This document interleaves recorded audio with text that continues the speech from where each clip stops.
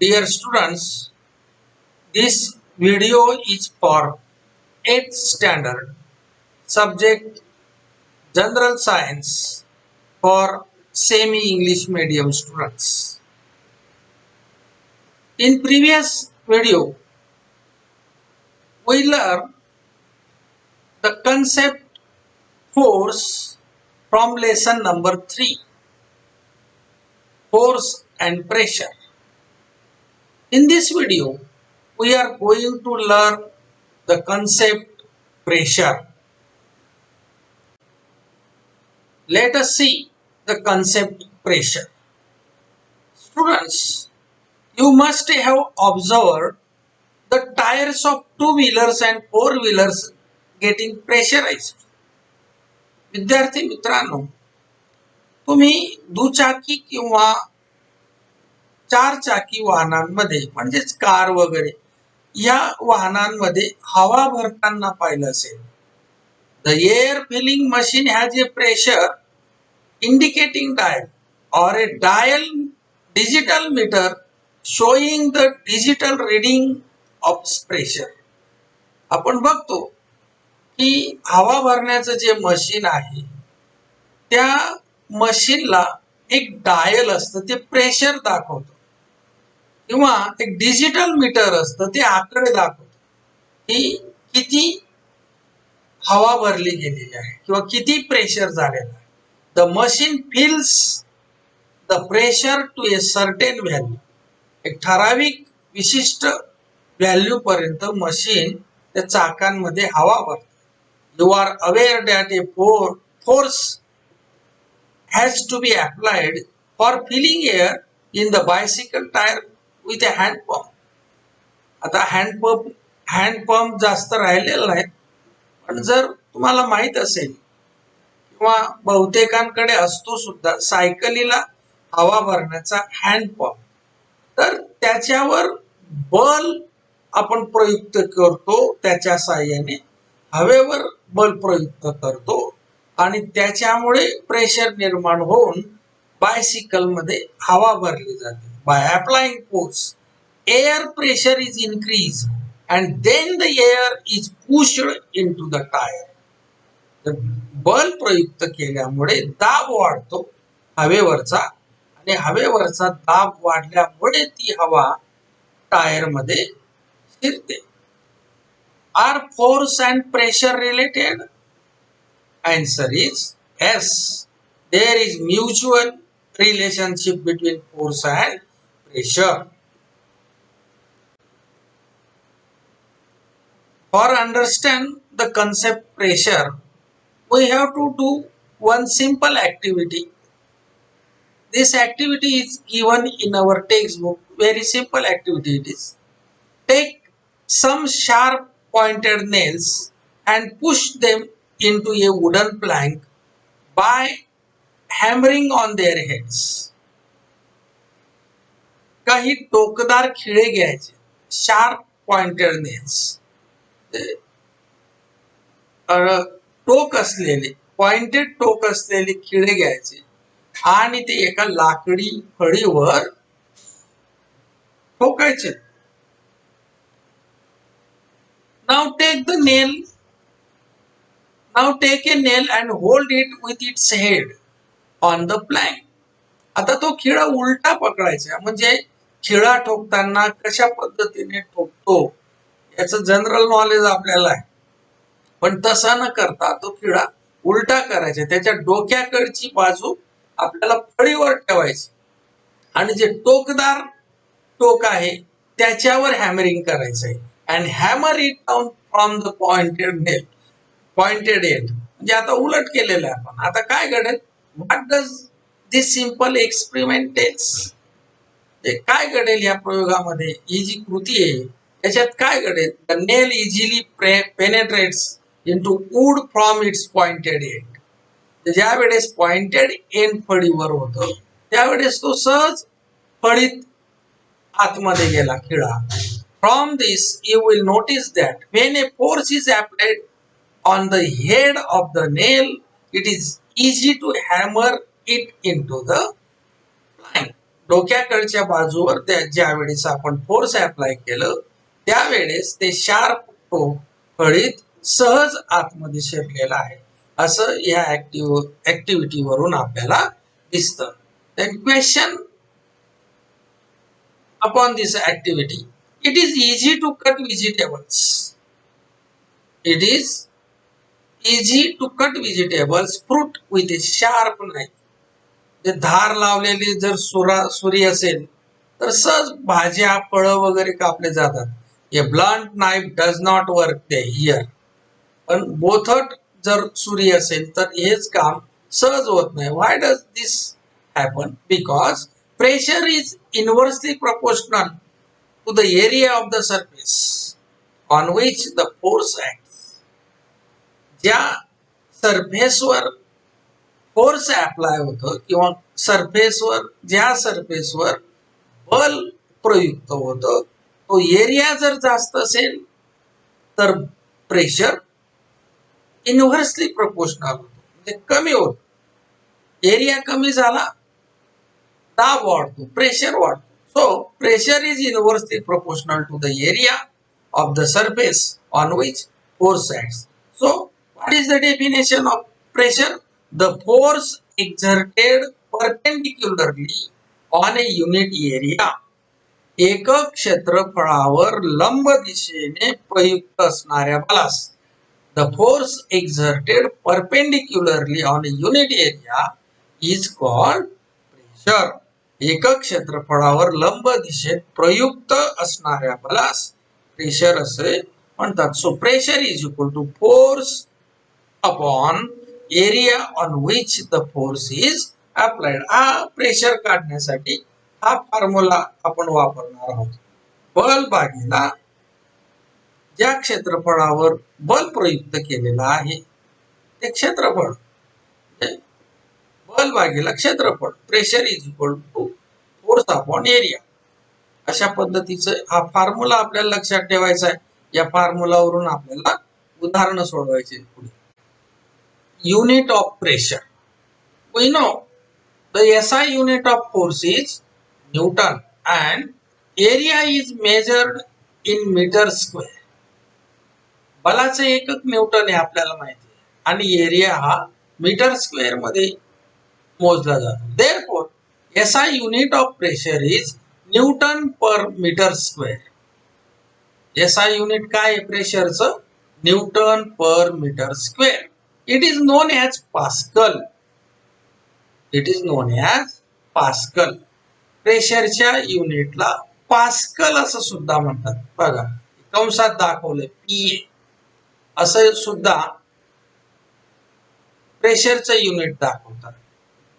In the respect to the scientist Pascal. Pascal नावाचे शास्त्रज्ञ होऊन गेले, त्यांच्या सन्मानार्थ प्रेशरला पास्कल असं प्रेशरच्या युनिटला पास्कल असं नाव देण्यात आलेले आहे. In atmospheric science, the unit for pressure is bar. वातावरणीय शास्त्र जे आहे किंवा हवामान शास्त्र, ऍटमॉस्फेरिक सायन्स म्हणजे हवामान शास्त्र, याच्यामध्ये जे प्रेशर आहे तो बार मध्ये मोजला जातो. So 1 bar is equal to 105 pascal. एक बार म्हणजे किती? 105 pascal. Pressure is a scalar quantity. Pressure ही अदिश राशी आहे. Because pressure can be expressed with only magnitude. फक्त परिमाणाने व्यक्त होऊ शकते pressure. If area increases pressure reduces for the same force. दाब कायम असेल आणि जर एरिया वाढला, if area increases pressure reduces for the same force. दाब कायम असला आणि एरिया वाढला तर प्रेशर कमी होतो. And if the area decreases, the pressure increases for the same force. Force तेवढाच ठेवला आणि एरिया जर कमी केला तर प्रेशर हा वाढतो. For example, due to natural adaptation the bottom surface of the camel's feet are broad. आपण पाहतो की उंटाचे जे पाय आहेत त्याचा पायाचा खालचा तळवा हा पसरट आहे. नैसर्गिक अनुकूलनामुळे त्याच्या उंटाच्या पायाचे तळवे कसे कसे असतात, पसरट असतात. Hence the camel's weight is exerted on a large area and the pressure on the sand is reduce. आणि त्याच्यामुळे काय होतं, त्या उंटाचं वजन हे जास्त एरियात विभागलं जातं आणि म्हणून प्रेशर कमी होतो, वाळूवरचा प्रेशर कमी होतो. This is why camels feet do not penetrate into the sand and it becomes easy to walk. आणि म्हणून उंटाचे पाय वाळूत रुतत नाही आणि त्याला चालायला सोपं जातं. Now we see pressure on solids. स्थायू पदार्थावरील दाब. Pressure on solids. Air pressure is exerted on all the objects kept in air. We know it. एखाद्या पदार्थावर हवेचा प्रेशर असतो सर्व बाजूने. सर्व पदार्थांवर सर्व बाजूनी हवेचा प्रेशर असतो हे आपल्याला माहिती. But when a weight is kept on a solid, जर स्थायू पदार्थावर वजन ठेवलं, pressure is exerted on it. बघा ही फळी इथं बघा, लाकडी फळी, त्यावर ही पुस्तकं ठेवलेली आहे, वेट केप्ट केलेलं आहे, वेट ठेवलेलं आहे लाकडी फळीवर आणि याच्यावर, त्यामुळे लाकडी फळीवर प्रेशर क्रिएट झालेलं आहे, प्रेशर एक्झर्ट झालेलं आहे. When a weight is kept on a solid, pressure is exerted on it. This pressure depends on the value of the weight and the contact area between the two. हा pressure कशावर depend असतो? Value of the weight, वजनाची value किती आहे आणि किती एरियावर तो प्रेशर आहे. कॉन्टॅक्ट एरिया, फोर्स आणि कॉन्टॅक्ट एरिया, किती क्षेत्रफळावर ते फोर्स अप्लाय झालेले याच्यावर प्रेशर हा डिपेंड्स असतो. So do the activity as depicted in figure 3.5. What is seen? या आकृतीमध्ये आपण काय बघतोय बघा. In figure 3.5a, suppose this figure is 3.5a, this is 3.5b and this is 3.5c असं आपण कन्सिडर करू. ही 3.5a ही फिगर आहे, या फिगरला आपण 3.5b असं म्हणू. ही जी तिसरी खालची फिगर आहे सगळ्यात, तिला 3.5c फिगर आहे असं आपण म्हणूया. In figure 3.5a the plank is horizontal. बघा ही लाकडी फळी कशी दिसते, समांतर दिसते, या ठोकळ्यांवरती ठेवलेली आहे. नंतर in figure 3.5b four books are placed side by side. Four books are placed side by side on the flank. या फळीवर 4 पुस्तकाचे बाजूला बाजूला ठेवली. The plank bends slightly due to the pressure produced by the weight of the books. या पुस्तकांच्या प्रेशरमुळे थोडी slightly bend झालेली इथं आपल्याला दिसते. पण इथं काय झालेले, in figure 3.5c the 4 books are placed above the other in the middle of the plank. एकमेकांवर ते ठेवलेले आणि फळीच्या बरोबर मध्यभागी ठेवलेले. Here the area of the surface of the plank on which the force act is reduce. जे बघा एवढ्या मोठ्या या सेकंड ऍक्टिव्हिटी मध्ये एवढ्या जास्त एरियावर तेवढ्याच पुस्तकांचा फोर्स आहे, तर इथं मात्र एरिया कसा झालेला आहे, रिड्यूस झालेला आहे by factor of 4 relative to the earlier case. Hence the plank bends considerably, म्हणजे जास्त कन्सिडर करण्याजोगी या ठिकाणी ब्लँक ही बेंड झालेली आहे. याच्यावरून आपल्याला काय लक्षात येतं या तीन ऍक्टिव्हिटीज वरून, this shows that for a given force pressure varies inversely as the area. Pressure varies inversely as the area. एरियाचा तो इनव्हर्स आहे of the surface on which force act. म्हणजे काय होईल, एरिया जर वाढला तर फोर्स कमी होतो आणि एरिया कमी झाला तर फोर्स हा वाढतो, असं आपल्याला लक्षात येतं. प्रेशर ऑफ लिक्विड, द्रवाचा दाब. प्रेशर ऑफ लिक्विड समजून घेण्यासाठी आपण एक ऍक्टिव्हिटी करायची आहे. Take a plastic bottle like as this. आकृतीत दाखवल्याप्रमाणे ही अशा पद्धतीची एक प्लास्टिकची बॉटल घ्यायची आहे. Take a 10 centimetre long piece of a glass tube on which a rubber balloon can be fitted. आकृतीत हे दाखवलंय बघा फिगर मध्ये.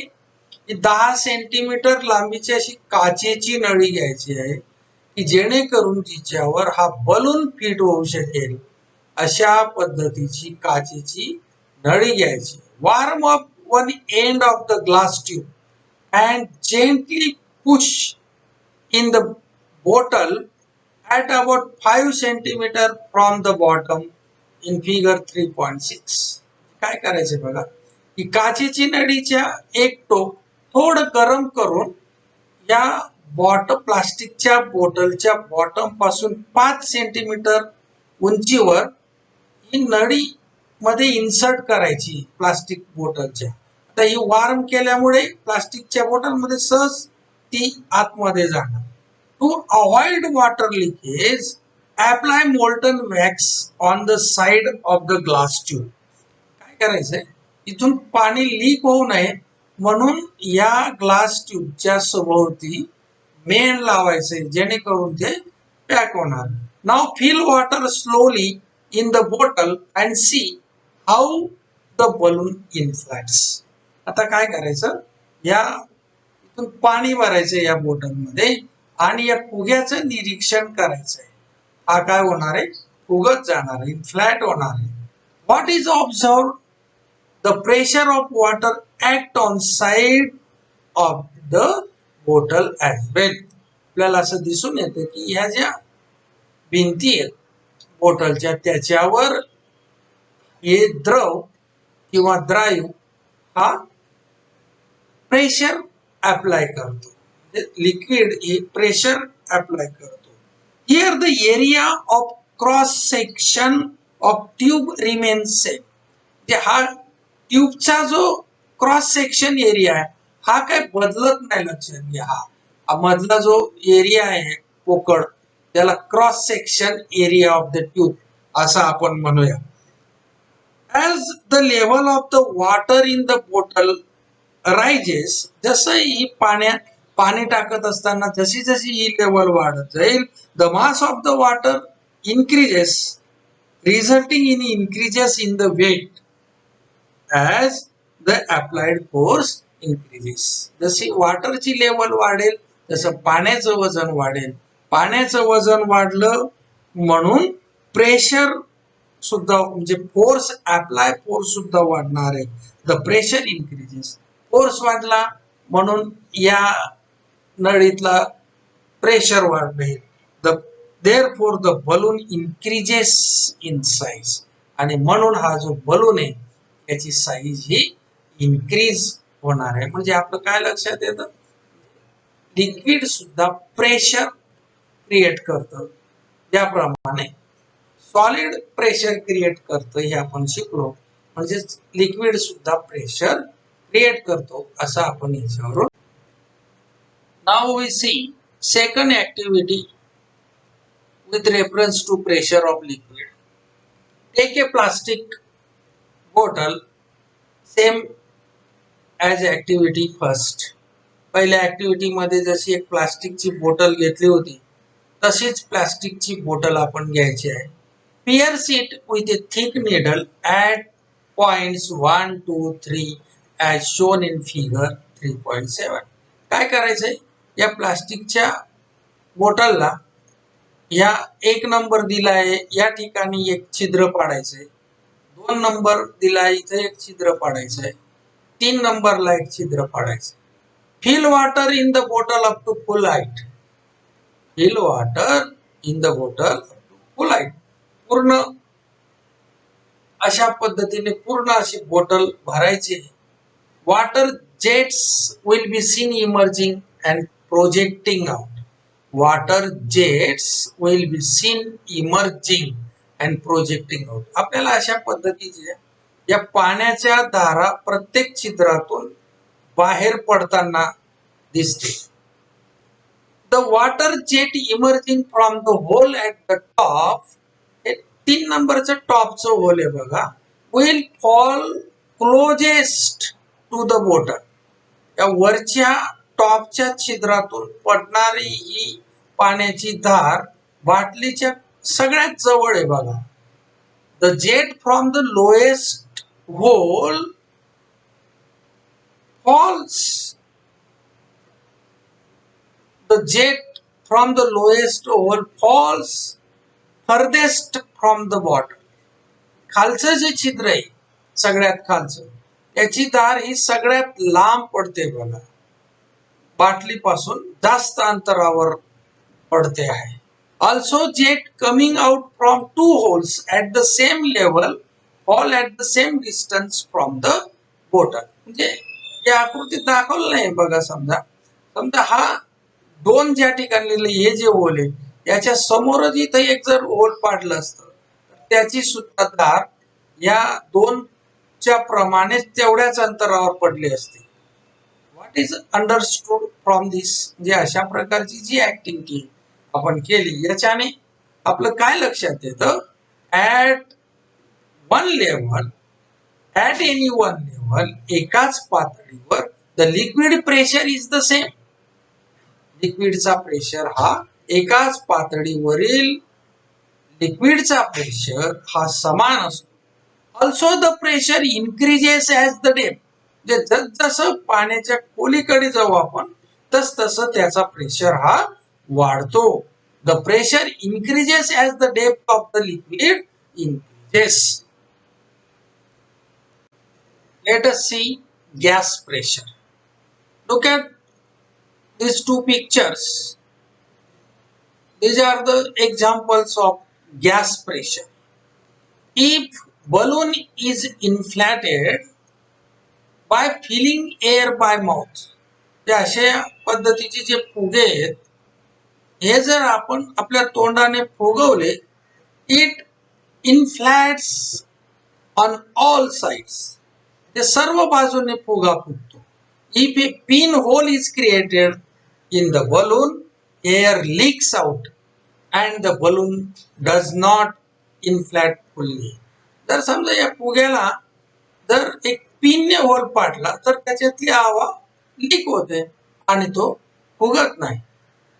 It is realized that like a liquid, gas also exert pressure on the wall of the container in which it is enclosed. जे द्रवाप्रमाणेच liquid प्रमाणेच gas सुद्धा ज्या container मध्ये असतो त्या कंटेनरच्या वॉल्सवर तो प्रेशर क्रिएट करतो असं आपलं लक्षात येतं. All gases and liquids have a common name, fluid.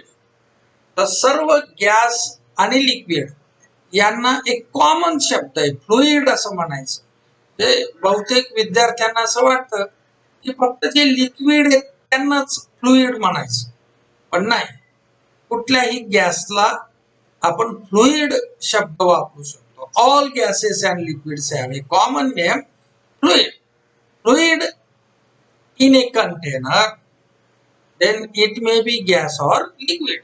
Fluids in a container exert pressure from within on the walls and the bottom of the container.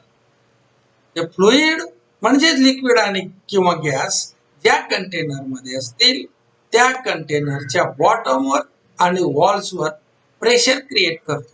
A fluid enclosed in a container exert its pressure equally in all directions at a point within the fluid.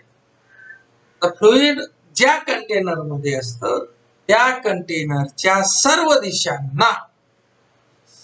दिशांना सारखाच दाब प्रयुक्त करत, असं याचा अर्थ आहे. This is the gas pressure.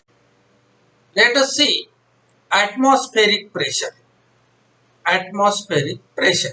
Air surrounds the earth from all sides. We know it. Air surrounds the earth from all sides. पृथ्वीच्या सर्व बाजूंनी हवेचं आवरण आहे हे आपल्याला माहिती आहे. This layer of air is called atmosphere. हे जे हवेचं आवरण आहे त्यालाच ॲटमॉस्फिअर असं म्हणतात. The atmosphere exist about 16 kilometre height. It further extends up to about 400 kilometre in a very dilute form. पृथ्वीच्या पृष्ठभागापासून सुमारे 16 किलोमीटर हाईट पर्यंत वातावरण आहे आणि त्याच्याही पुढे ते 400 किलोमीटर आहे, परंतु कसं आहे ते डायल्यूट फॉर्म मध्ये आहे, अतिशय विरळ आहे. The pressure created due to air is called the atmospheric pressure. ते हवेमुळे निर्माण झालेला हा जो दाब आहे, the pressure created due to the air is called the atmospheric pressure. यालाच वातावरणीय दाब असं म्हणतात. The pressure created due to air is called atmospheric pressure. Imagine that a very long hollow cylinder of unit cross sectional area is standing on the surface of the earth. म्हणजे या पद्धतीने बघा, इथं आकृतीत दाखवलं. Look at this picture. What is this? A long hollow cylinder of unit cross sectional area is standing on the surface of the earth. या जमिनीच्या पृष्ठभागावर असा एक हवेचा पोकळ असा स्तंभ आहे असं आपण कल्पना करूया. वेट ऑफ दिस एअर, हे संपूर्ण हवेचं वजन हे कुठे आहे? फोर्स, तिचा जो दाब आहे कुठे आहे? Direction of the centre of the earth. आपण ग्रॅव्हिटेशनल फोर्स मध्ये शिकलोय. The direction of the force is where? Towards the center of the earth. This means that atmospheric pressure is the ratio of this weight. याचाच अर्थ हवेचा दाब म्हणजे हे हवेचं वजन. This means that atmospheric pressure is the ratio of this weight divided by the area of the surface. म्हणजे वजन आणि पृष्ठभागाचे क्षेत्रफळ यांचं गुणोत्तर म्हणजे वातावरणाचा दाब असं आपण म्हणू शकतो.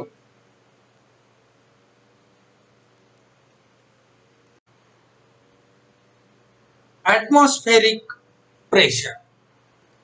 The air pressure at the sea level is called 1 atmosphere pressure.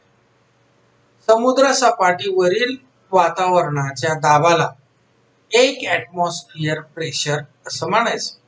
Air pressure decreases as one goes up in height from the sea level.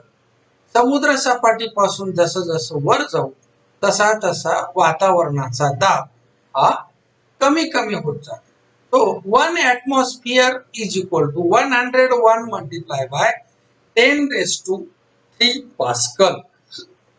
हे लक्षात ठेवायचे बघा. 1 atmosphere is equal to 101 multiply by 10⁻³ pascal. म्हणजेच 1 atmosphere is equal to 1,01,325 pascal असं सुद्धा आहे, लक्षात द्या. So 1 bar is equal to 10⁻³ millibar.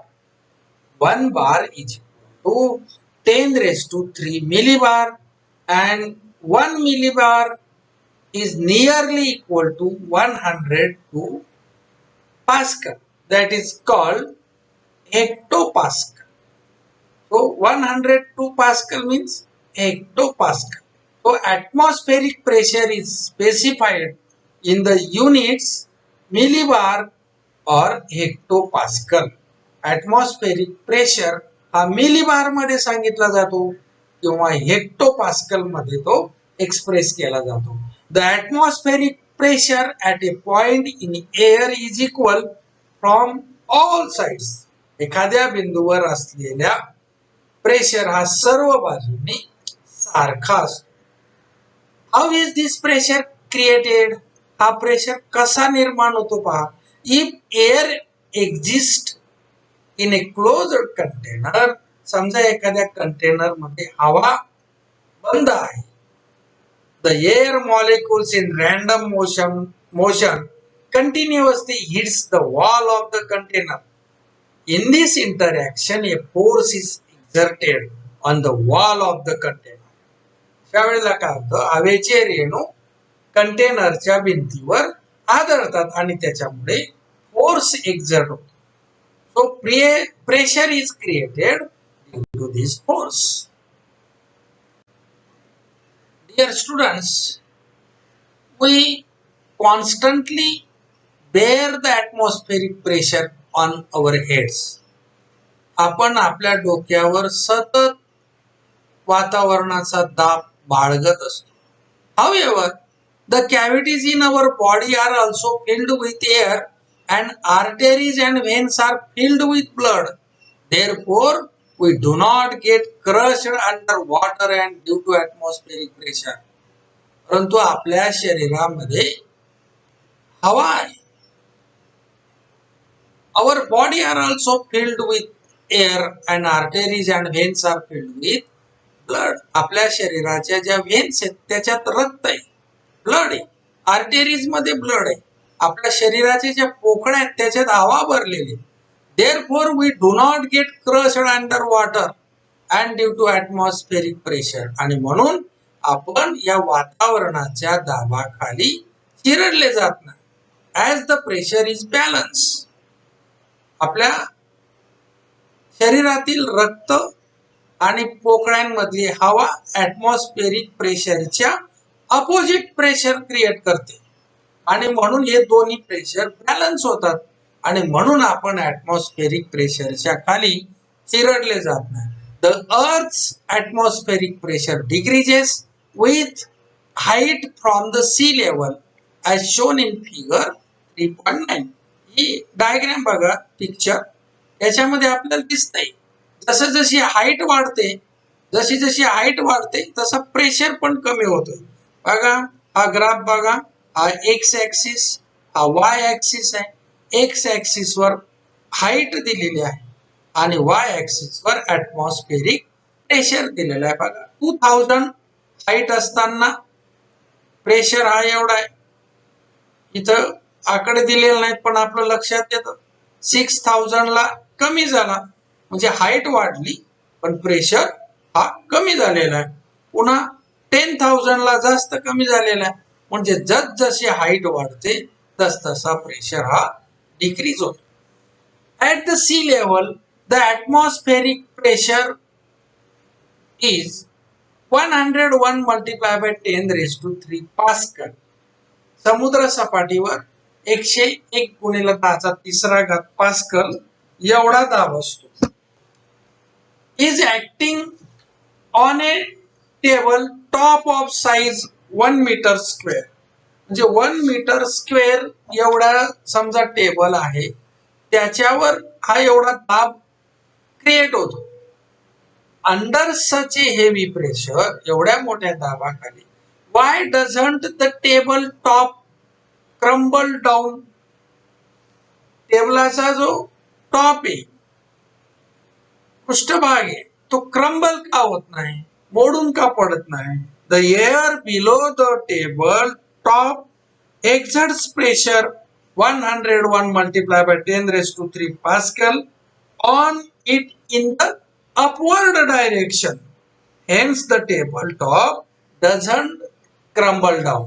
कारण टेबलाच्या वरून जसं वातावरणाचा दाब आहे तसाच टेबलाच्या खालील जी हवा आहे ती वरच्या बाजूने प्रेशर क्रिएट करते तेवढाच. आणि दोन्ही प्रेशर कसे बॅलन्स होतात. The air below the table top exert pressure 101 multiplied by 10⁻³ Pascal on it in the upward direction. Hence the tabletop doesn't crumble down. So in this way the concept pressure is completed. So dear students, in our next video we will learn buoyant force and Archimedes principle. Thank you.